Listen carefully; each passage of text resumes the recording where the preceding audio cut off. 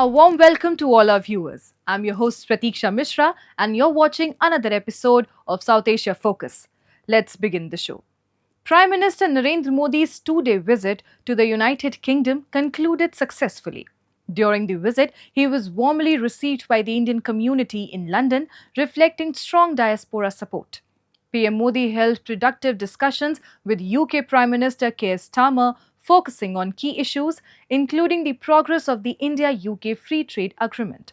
The visit strengthened bilateral ties and showcased mutual commitment to deepening economic and strategic cooperation, making it a significant step forward in India-UK relations.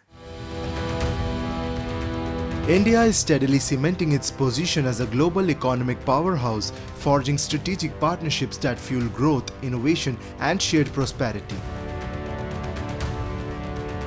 In a major leap forward, India and the United Kingdom officially signed the Comprehensive Economic and Trade Agreement during Prime Minister Narendra Modi's high-level visit to London.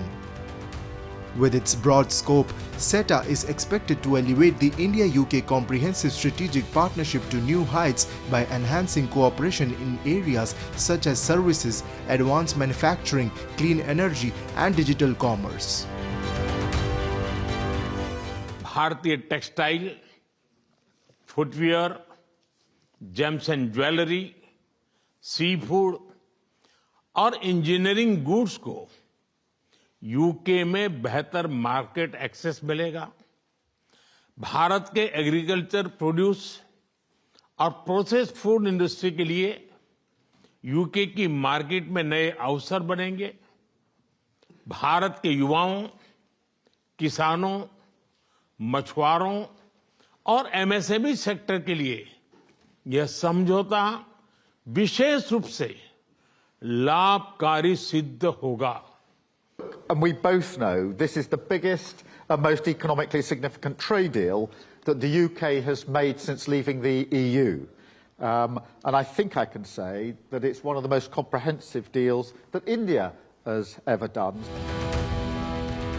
A key component of the deal is the commitment to finalize a double contribution convention aimed at streamlining tax and regulatory frameworks for professionals and businesses operating across borders.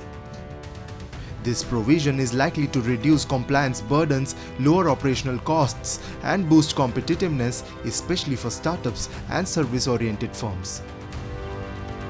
Prime Minister Modi also emphasized strengthening collaboration between India's GIFT City, its first international financial services centre, and London's globally established financial hub.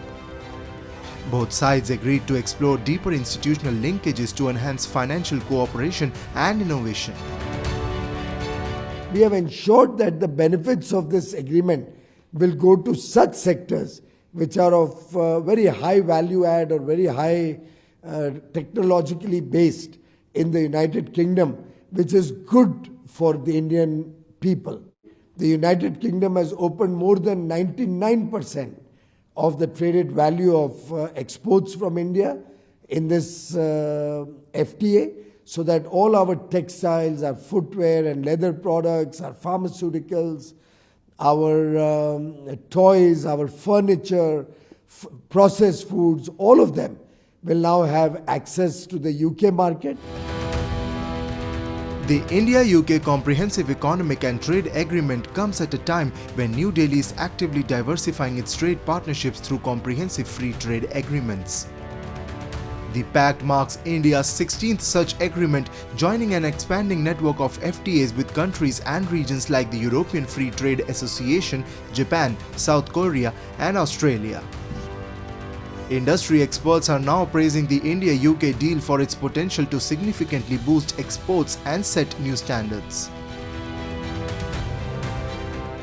We are expecting that Indian exporter will definitely leverage the deal to increase India's export to the UK exponentially. The good thing is that UK has talked that they will not be imposing the safeguard agreement, and that gives us the opportunity to increase exports substantially, and mindful of any threat from the UK side. And probably we should use this agreement so that it becomes a template for India's further agreement with the EU also. Since 2014, India has finalized 5 major trade agreements with Mauritius, the UAE, Australia, EFTA, and now the UK, demonstrating its strategic pivot towards strengthening international trade ties. Negotiations are currently underway with several key partners including the United States, Oman, Peru, and Israel. These FTAs are designed to open new markets, reduce tariff and non-tariff barriers, and promote technology transfer and investment flows. Together, these agreements reflect India's commitment to a forward-looking, high-quality trade policy that aligns with its economic growth and global ambitions. Pakistan's economic crisis is pushing millions to the brink. With inflation at record highs, unemployment rising, and now another sharp petrol price hike, citizens say survival is becoming impossible. Many ask why fuel prices rise at home despite falling globally. As food and utility costs soar, the government faces growing criticism for failing to provide relief. Take a look. In Pakistan, economic hardship has become a daily reality for millions. The working class and lower income groups are being crushed under skyrocketing inflation, growing joblessness, and a lack of economic opportunity. But the most recent hike in petrol prices has triggered a wave of fresh anger across the country. Despite a decline in international oil prices, the government has once again raised domestic fuel rates, a move many see as indifferent, if not outright cruel. Citizens accuse the administration of prioritizing fiscal adjustments and IMF demands over the lives of ordinary people.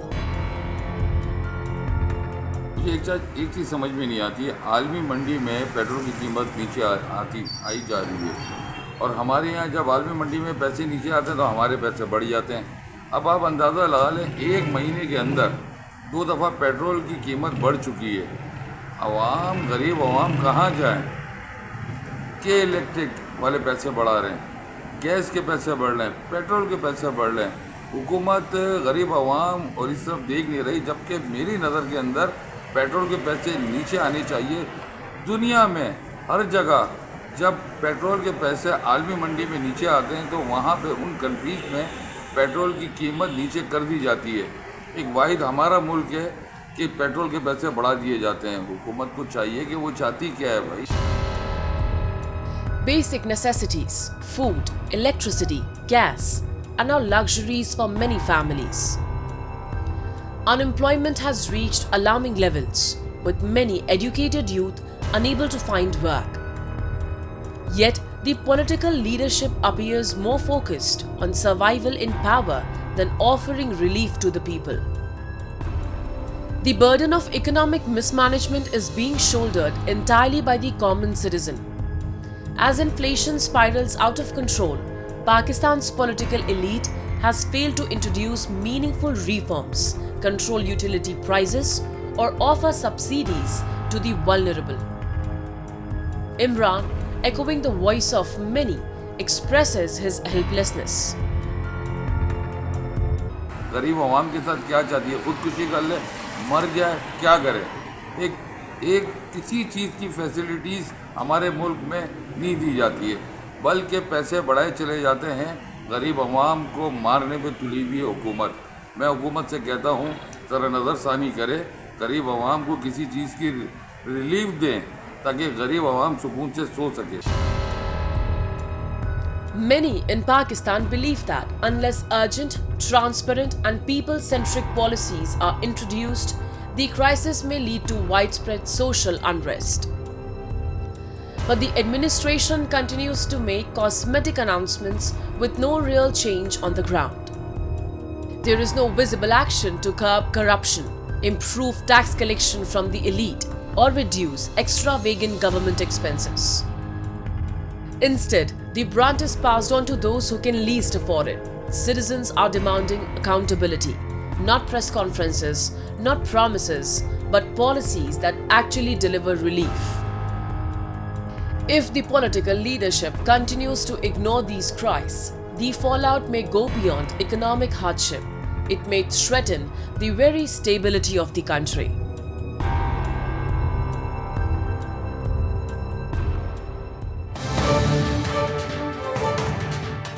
Time now for Asia This Week, the stories from across the continent. Heavy monsoon rains swept across Pakistan's Punjab province, causing widespread destruction and claiming dozens of lives, according to provincial officials. Within a single 24-hour period, these storms left hundreds injured and significantly worsened the country's ongoing monsoon crisis, which had been unfolding since late June. It marked one of the deadliest days of the rainy season, with torrential downpours triggering flash floods and causing numerous buildings to collapse.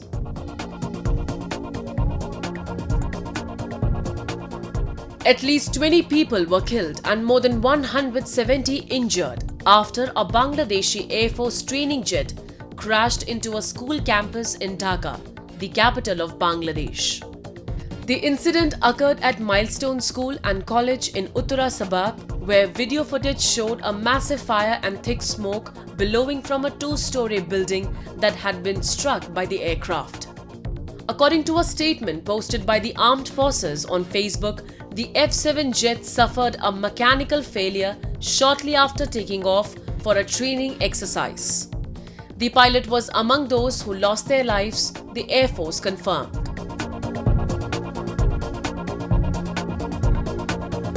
Japan's Nikkei share average climbed on July 22nd as investors returning from an extended holiday weekend reacted positively to the outcome of the upper house election, which aligned with market expectations. The Nikkei rose just 1% at one point shortly after opening, before falling back slightly to a 0.6% gain. Japan's ruling coalition lost control of the upper house in an election on July 20th, further weakening Prime Minister Shigeru Ishiba's grip on power even as he vowed to remain party leader.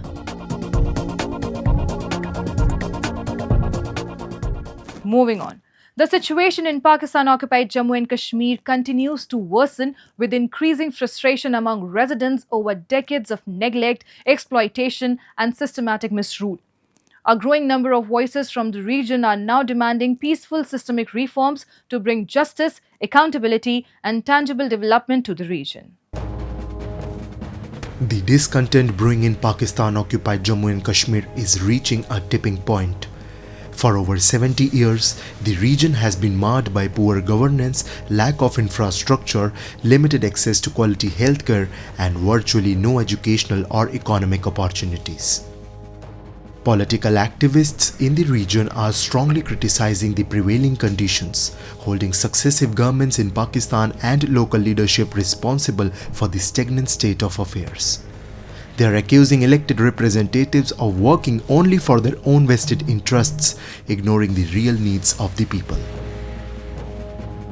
ये जितना भी हमारे यहाँ जो तरक्याती कामों का मयार है या लोगों को इंसाफ नहीं मिल रहा, मेरिट की बालादस्ती नहीं है, उसकी वजह ये है कि जो लोग हमारे इलेक्ट होते हैं, जो इक़्तिदार और इख्तियार के मनासब पर फायज होते हैं, उनको फिर अपने वोटरों की और अपने करीब तरीन लोगों ही पर तवज्जो वो देते हैं, क्योंकि वो इलेक्शन में उनके काम आते हैं और आवाम की अक्सरियत जो है वो मारूमी का शिकार होती है. The residents of POJK emphasize that real change must come from within but through peaceful means.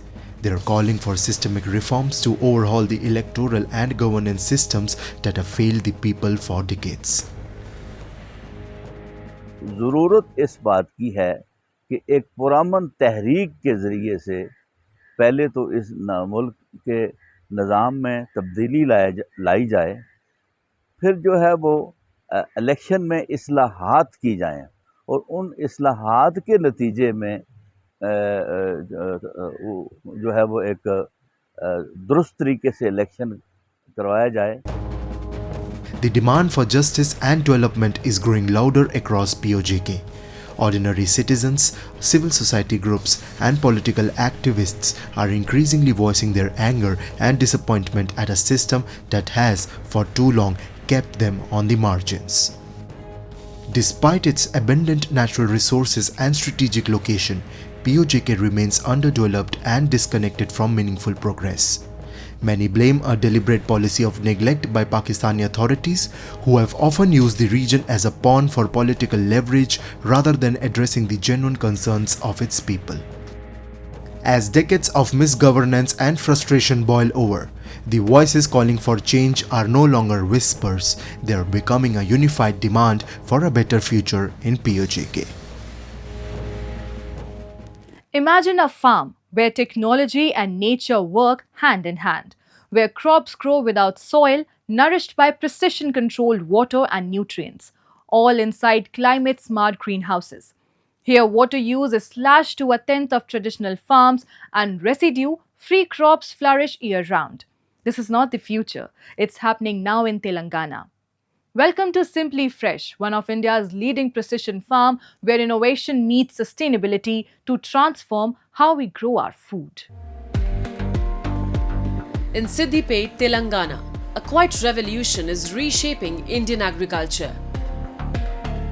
Spread across 140 acres, Simply Fresh is a high-tech precision farm where innovation meets sustainability. At its heart is a state-of-the-art plant factory, where crops are grown hydroponically, without soil, in AI-controlled greenhouses that fine-tune temperature, light, humidity and nutrients. Coconut fiber replaces soil, supporting strong root growth with minimal water use. The star attraction, vibrant rows of residue-free lettuce, thriving year-round with just a fraction of the water used in traditional farming. Blending global technology with green practices, Simply Fresh is redefining how India grows its food, cleaner, smarter and more sustainable. This is leafy greenhouse, 6 acres of area. Here majorly we are growing 7 types of lettuces, cast type, Batavia type. This is Batavia type lettuce. Here we are using coconut meat as a growing media. We generally focus on climate control, nutrition management and integrated pest management practices to ensure good crop health and optimal yields. Simply Fresh has built a 6-acre man-made rainwater harvesting pond, holding up to 100 million litres. This eco-engineering feat powers its sustainable farming, cutting water use by 90% compared to traditional methods. Inside the greenhouses, precision irrigation systems ensure every drop counts, delivering efficiency from rain to root to table. Here we have 2 types of irrigation system, that is boom irrigation and ebb and flow irrigation. Generally in the boom irrigation we will maintain 1.2 EC and 5.8 pH and we will keep the seedlings nearly 13 days. After that we will shift the seedlings into the ebb and flow irrigation system. Here we will maintain 1.4 EC and 5.8 pH. We have 3 types of screens, roof, UV and insect net. These screens helps to block the sunlight and maintain the radiation properly inside the greenhouse. Here we have aspirators also to capture the relative humidity and temperature. A vibrant variety of premium produce, from crisp capsicums to fiery chilies and other specialty crops, thrives under precision-driven hydroponic methods that are transforming the future of farming. Yet, the true force behind this green revolution isn't just the technology or the fields, it's the people.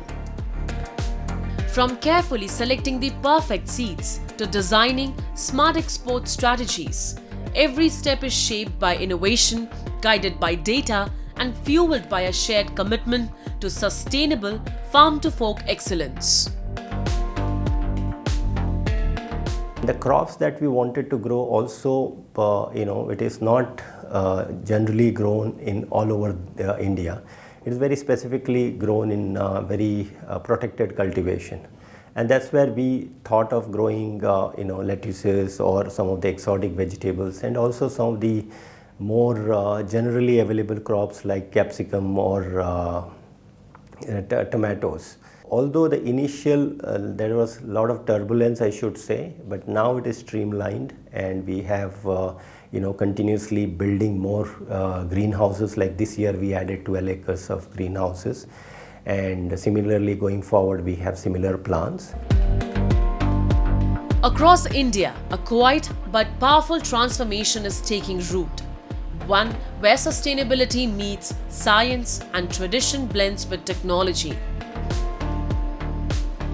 Precision agriculture, hydroponics, and climate-smart greenhouses are no longer distant ideas, but real-world innovations shaping how we grow what we eat. From rainwater harvesting to AI-driven irrigation, farmers are embracing solutions that conserve resources, enhance yields, and reduce environmental impact. The shift is clear. India's agriculture is evolving, cleaner, smarter, and more resilient, ready to feed the future without costing the earth.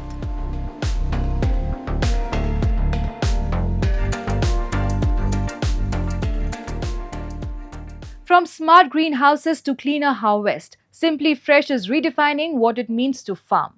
And with that, we come to the end of this week's episode. See you next week. Till then, goodbye and take care.